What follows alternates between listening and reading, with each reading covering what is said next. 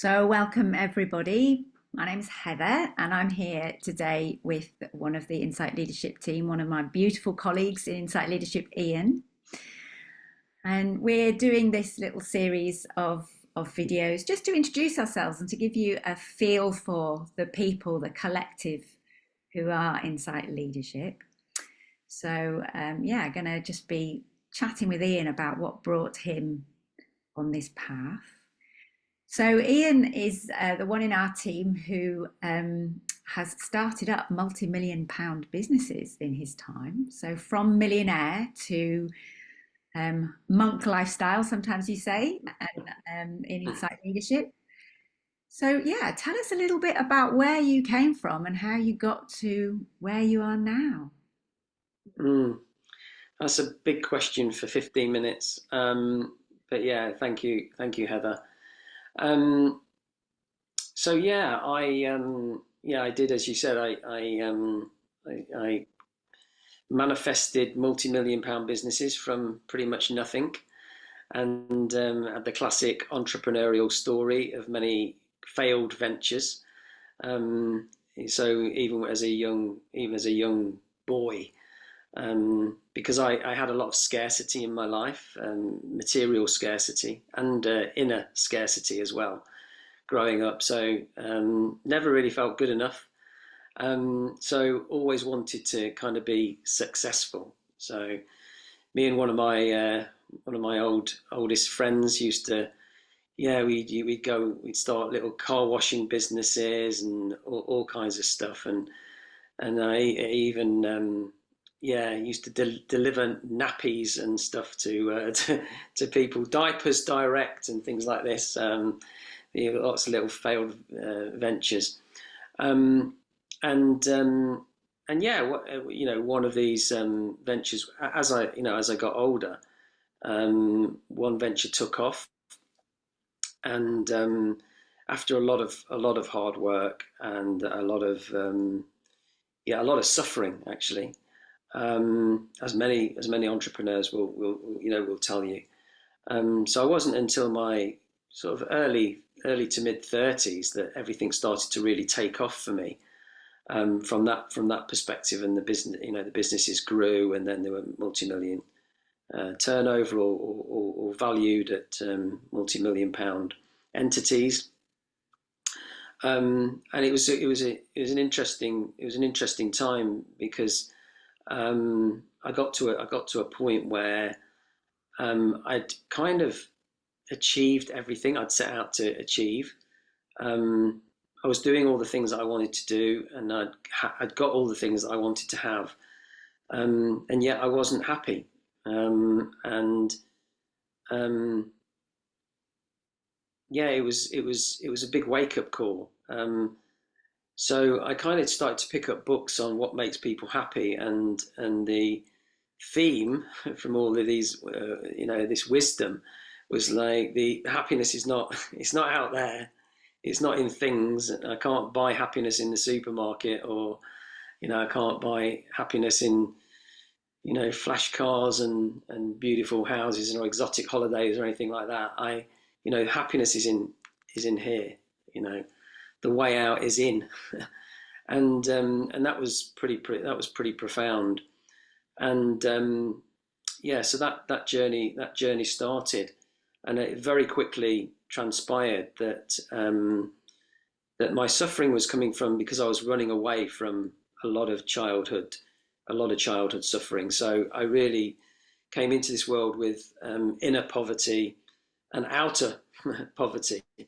Strong word, but in an environment of scarcity, and this kind of not feeling good enough, not feeling lovable, not feeling loved, not feeling worthy of love, not feeling good enough, flipped we talk about this inferiority complex, and it flipping into equality and superiority complex.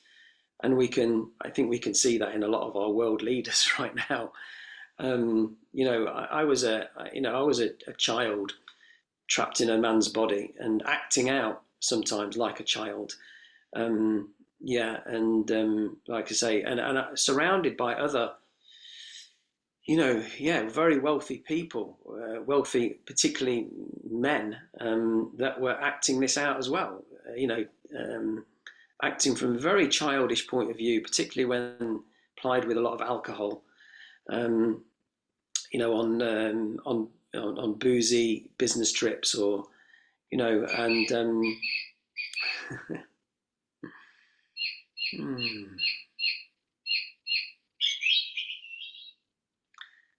that's my mindful clock, my mindful bird clock. Fabulous. Love it. Um, so yeah, just helps you come back to your breath. Um, yeah, so yeah, and that was a profound shift for me. And then after following that, things started to, as we know, things, anything external, material things, they will always crumble. And but things were crumbling around me. So I was going on this path, and then also looking at what the trail that I'd left behind, and it wasn't very pretty. I was leaving quite a lot of destruction behind, um, in relationships, in yeah, in family. Didn't spend enough time with my children, for example, growing up. I was divorced. I was yeah, my friendship groups weren't that wholesome or healthy for me.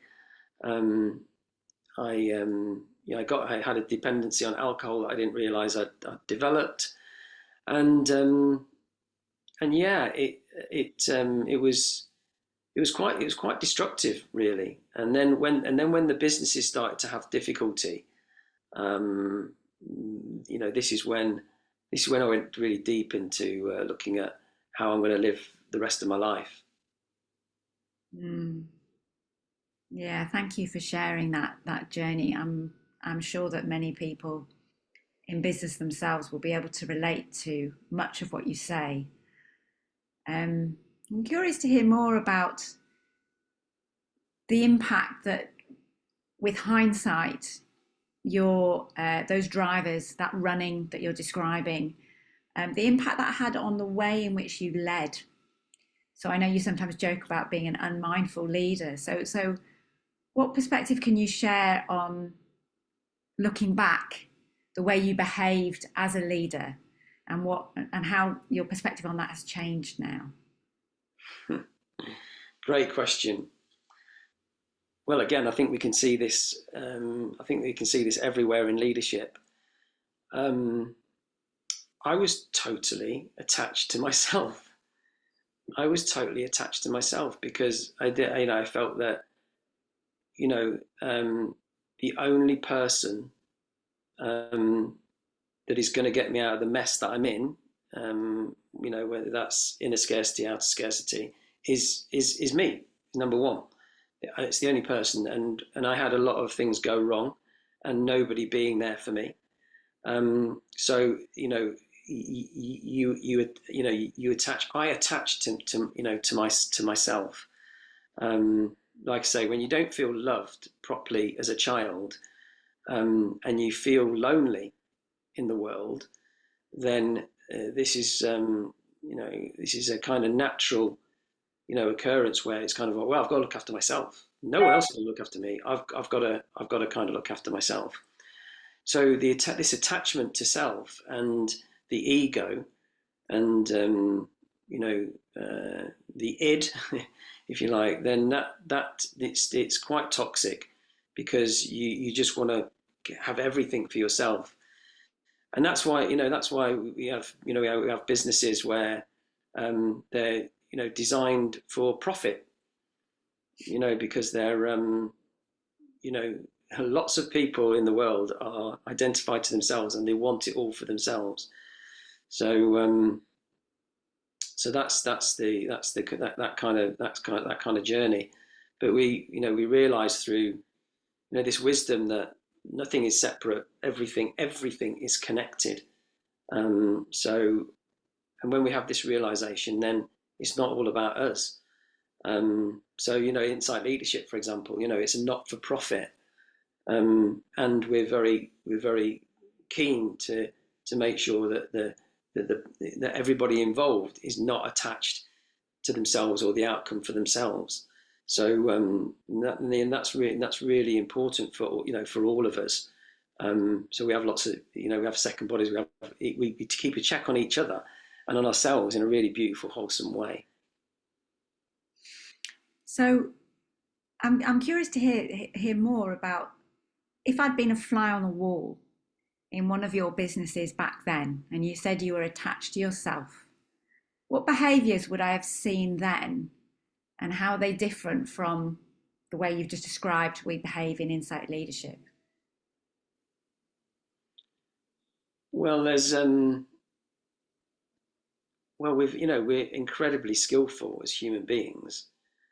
We've got incredible layers that we put on to protect ourselves, and to show up.